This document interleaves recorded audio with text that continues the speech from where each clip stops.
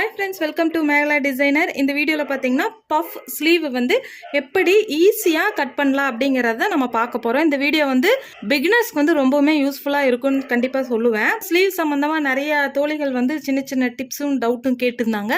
அதையும் நம்ம இந்த வீடியோவில் பார்க்கலாம். வீடியோ போகிறதுக்கு முன்னே நம்ம சேனலில் புதுசாக பார்க்குறீங்க அப்படின்னா சப்ஸ்கிரைப் பண்ணிக்கோங்க. கூடவே பெல் பட்டனையும் ப்ரெஸ் பண்ணிக்கோங்க.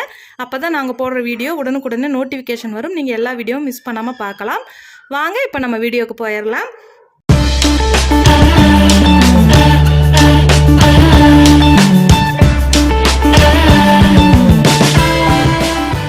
அளவு ப்ளவுஸில் இருக்கிற ஸ்லீவ் உடைய அளவை வச்சு நம்ம எப்படி ஒரு பஃப் ஸ்லீவ் சூப்பராக நம்ம கட் பண்ணலாங்கிறத பார்த்துடலாம். நார்மலாக வந்து கட் பண்ணி பழகிறதுக்காக வந்து ஒரு பேப்பர் எடுத்துட்டிங்க அப்படின்னா ரொம்பவுமே ஈஸியாக இருக்கும். இப்போ பேப்பர் கட்டிங் பண்ணுறதுக்காக ஒரு பேப்பர் எடுத்துருக்கேன்னா நம்ம எடுத்துருக்கிற பேப்பரை இந்த மாதிரி ரெட்டையாக மடிச்சுக்கலாம். மடிச்சுட்டு க்ளோஸாக இருக்கிற இடம் வந்து மேல் பக்கமாகவும் ஓப்பனாக இருக்கிற பக்கம் வந்து கீழ்ப்பக்கமாகவும் நம்ம வச்சுக்கலாம். இப்போ வச்சதுக்கு பிறகு நமக்கு எந்த அளவில் ஸ்லீவ் வேணுமோ அந்த அளவுக்கு உண்டான அளவு ப்ளவுஸ் எடுத்துக்கலாம். எடுத்துருக்கிற அளவு ப்ளவுஸை விட நமக்கு வந்து உயரம் அதிகமாக வேணும் அப்படின்னா நம்ம வந்து சரியான அளவு வைக்கிறோம் இல்லைங்களா. உயரம் நம்ம பண்ணணும் அப்படின்னா நம்ம வந்து இந்த மாதிரி கீழ்ப்பக்கத்தில் தான் 3 இன்ச்சா 4 இன்ச்சா எத்தனை அளவுக்கு நம்ம லென்த்து நீளம் பண்ணுறோமோ அந்த அளவுக்கு வந்து ப்ளவுஸை வந்து பேக் சைடை நம்ம வந்து இப்படி நகர்த்திட்டே போய்க்கலாம். இல்லை சரியான அளவில் வேணும் நம்ம எடுத்துருக்கிற ஸ்லீவுடைய நீளம் அப்படின்னாலும் நம்ம வந்து எடுத்துருக்கிற அளவை முன்பக்கத்துக்கு வந்து ஒரு 1/2 இன்ச் 1 இன்ச் அப்படிங்கிற மாதிரி மடித்து ஸ்டிச் பண்ணுறதுக்கு தேவையான அளவை மட்டும் நம்ம விட்டுட்டு அதிலிருந்து நம்ம வந்து அளவு ப்ளவுஸ் வச்சு மார்க் பண்ணிக்கலாம். ஃபஸ்ட்டு வந்து பேப்பருடைய முன்பக்கத்தில் வந்து மேலே கீழே இல்லாமல் ஒரே சம அளவில் இருக்கிற மாதிரி ஃபஸ்ட்டு ஒரு மார்க்கிங் பண்ணிக்கலாம். இப்போ இந்த மார்க்கிங் பண்ணினதுக்கு பிறகு இப்போ நான் எடுத்துருக்கிற அளவு ப்ளவுஸுடைய கை நீளம் பார்த்தீங்க அப்படின்னா கரெக்டாக 5 இன்ச் இருக்குது. இப்போ ஸ்லீவுடைய உயரம் வந்து எனக்கு 7 இன்ச் வேணும். இப்போ ஃபஸ்ட்டு வந்து நமக்கு ஸ்லீவுடைய உயரம் வந்து எத்தனை இன்ச் வேணுமோ அத்தனை இன்ச்சுக்கு ஃபஸ்ட்டு நம்ம மார்க் பண்ணிக்கலாம். இது வந்து நமக்கு பேப்பர் கட்டிங் அப்படிங்கிறதுனால நம்ம வந்து முன்பக்கத்தில் எக்ஸ்ட்ரா மடித்து ஸ்டிச் பண்ணுறதுக்காக அளவு விட தேவையில்லை. இப்போ 7 இன்ச்சுக்கு மார்க் பண்ணிக்கலாம். இதே மாதிரி தான் நீங்கள் வந்து 9 இன்ச் 10 இன்ச் 8 இன்ச் அந்த மாதிரி உங்களுடைய கை உயரத்துக்கு தகுந்த மாதிரி நம்ம வந்து இப்படி மார்க் பண்ணிக்கலாம்.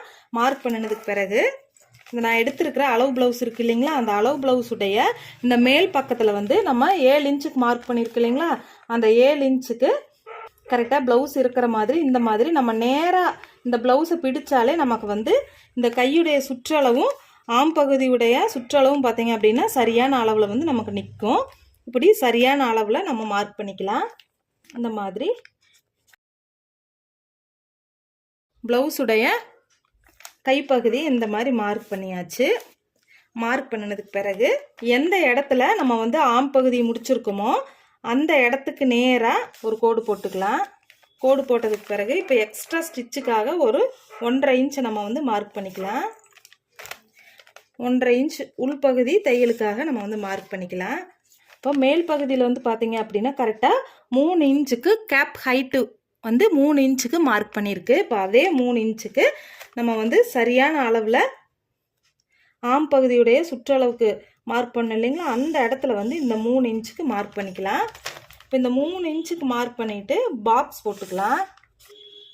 பாக்ஸ் போட்டுட்டு கரெக்டாக கையுடைய நீளம் வந்து பார்த்திங்கன்னா 6 இன்ச்சுக்கு இருக்குது இல்லைங்களா, இந்த 6 இன்ச்சை சரிபாதியாக 3 இன்ச்சுக்கு நம்ம மார்க் பண்ணிக்கலாம்.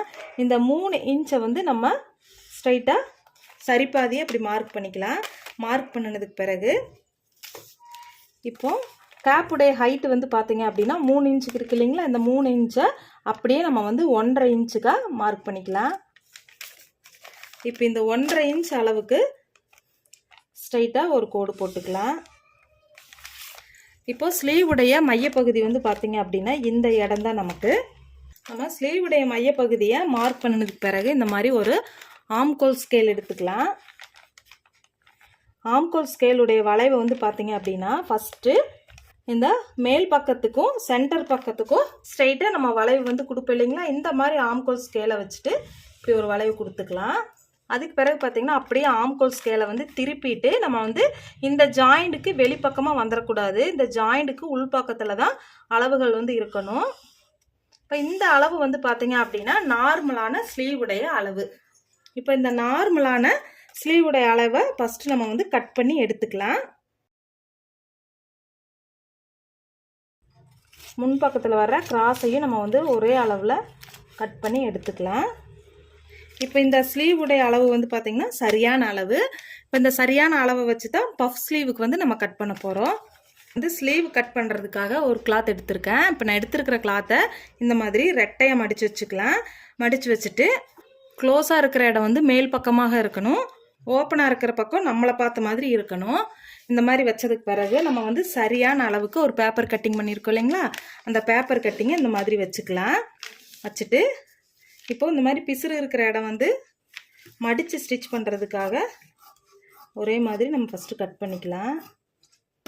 இப்போது முன்பக்கத்தை வந்து ஒரே மாதிரி கட் பண்ணினதுக்கு பிறகு அளவுக்கு கட் பண்ண பேப்பர் ஸ்லீவ் இருக்குது இல்லைங்களா, அந்த பேப்பர் ஸ்லீவை வந்து நம்ம வைக்கும்போது மடித்து ஸ்டிச் பண்ணுறதுக்காக நமக்கு 1 இன்ச்சா 1/2 இன்ச்சா எந்த அளவுக்கு வேணும் அப்படிங்கிறத நம்ம மார்க் பண்ணிக்கலாம். நான் வந்து ஒரு 1 இன்ச்சுக்கு மார்க் பண்ணிக்கிறேன். இப்போ இந்த 1 இன்ச்சை ஸ்ட்ரைட்டாக ஒரு கோடு போட்டுக்கலாம். இப்போ இந்த 1 இன்ச்சை நம்ம மார்க் பண்ணினதுக்கு பிறகு இப்போ நம்ம பேப்பர் கட்டிங் பண்ண இந்த சரியான ஸ்லீவுடைய அளவை இந்த மாதிரி மேல் பக்கத்துலேயும் பேப்பருடைய மேல் பக்கமும் கிளாத்துடைய மேல் பக்கம் ஒரே மாதிரி இருக்கிற மாதிரி நம்ம வச்சுக்கலாம். இப்போ இந்த சரியான அளவை வந்து ஃபஸ்ட்டு நம்ம மார்க் பண்ணிக்கலாம்.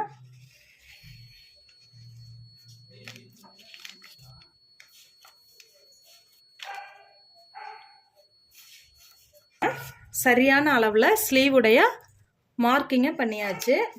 இப்போ சரியான அளவு ஸ்லீவில் இருந்து பஃப் வந்து நமக்கு எத்தனை இன்ச்சுக்கு உயரம் வேணும் அப்படிங்கிறது இந்த மார்க்கிங்க்கு பிறகு தான் நம்ம வந்து டிசைட் பண்ணுறோம்.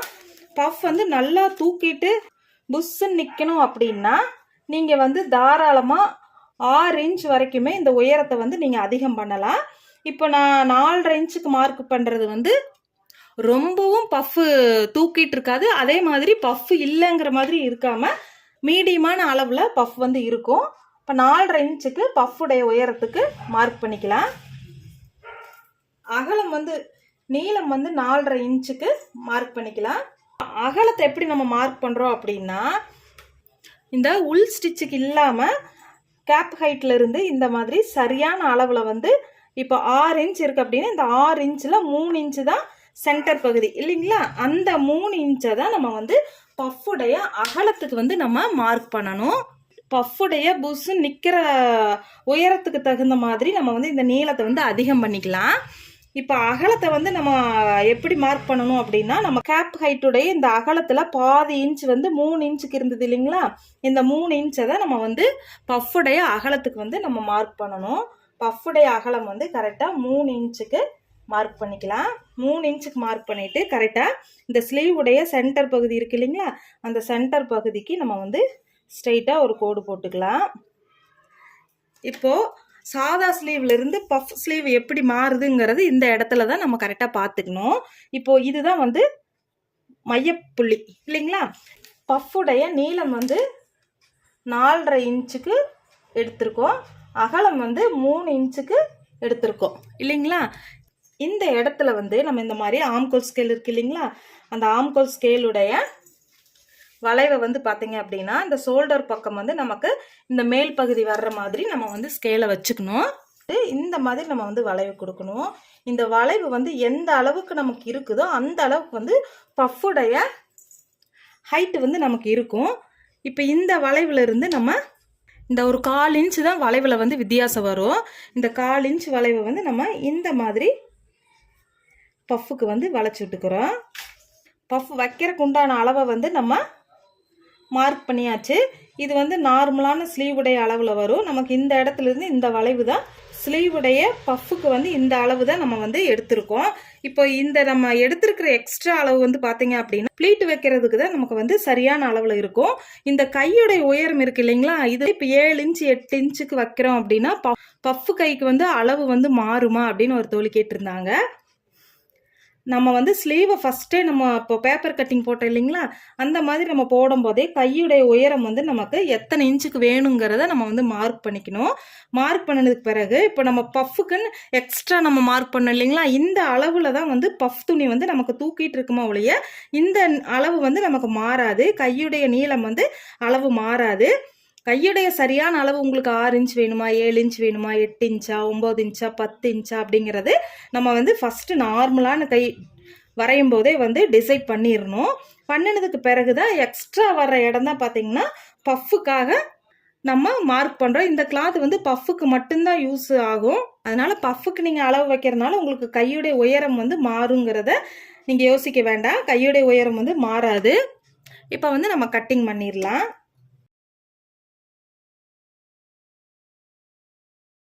இந்த மாதிரி கட் பண்ணினதுக்கு பிறகு சென்டர் பக்கத்தை வந்து அடையாளப்படுத்துறதுக்காக கொஞ்சம் நம்ம கட் பண்ணிக்கலாம். இப்போ வந்து ஸ்டிச்சிங்கை பார்த்துடலாம்.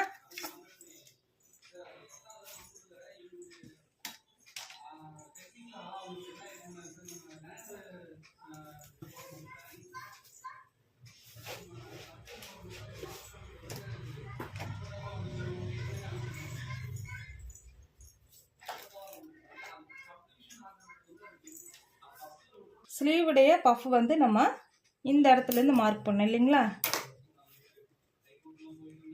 நம்ம கட்டிங் பண்ணும்போது இந்த மாதிரி இருக்கும். இப்போ நம்ம மார்க் பண்ண இந்த இடத்துலேருந்து இந்த இடம் வரைக்கும் பஃப் வந்து நம்ம வைக்கணும். இப்போ ஃபஸ்ட்டு ப்ளீட் வந்து இந்த மாதிரி நம்ம வைக்கணும்.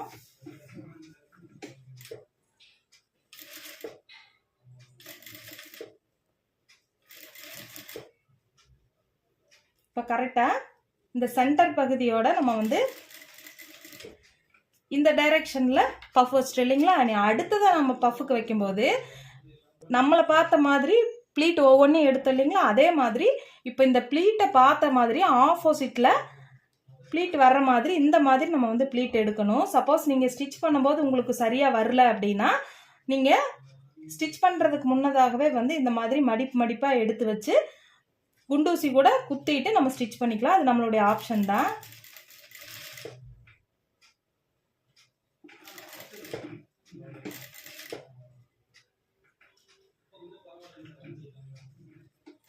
இந்த மாதிரி நம்ம மார்க் பண்ண இடம் வரைக்கும் இப்போ பார்த்தீங்கன்னா நான் இப்போ ஸ்டிச் பண்ணியிருக்கிற பஃபுடைய ப்ளீட்டை பார்த்தீங்க அப்படின்னாலே வந்து இந்த மாதிரி ரவுண்டாக இருக்கிறது உங்களுக்கு தெரியும். இப்போ அப்படியே வந்து நம்ம இப்போ ப்ளவுஸுடைய பஃப் இப்படி பார்த்தாலும் உங்களுக்கு தெரியும், சைடாக பார்த்தா அதை விட அழகாக தெரியும். பஃபுடைய உயரம் வந்து பார்த்தீங்க அப்படின்னா ரொம்பவும் பெருசாகவும் இல்லை, ரொம்பவும் சிறுசும் இல்லாமல் ப்ளவுஸுக்கு கைக்கு நமக்கு வந்து கச்சிதமாக அழகாக இருக்கும். ப்ளீட்டை வச்சதுக்கு பிறகு நம்ம வந்து கையுடைய கீழ்ப்பக்கத்துக்கு வந்து 1 இன்ச் வந்து கிளாத் வந்து விட்டுருந்தோம் இல்லைங்களா, ஆஃப் இன்ச்சுக்கு 2 மடி மடித்து ஸ்டிச் பண்ணிடலாம்.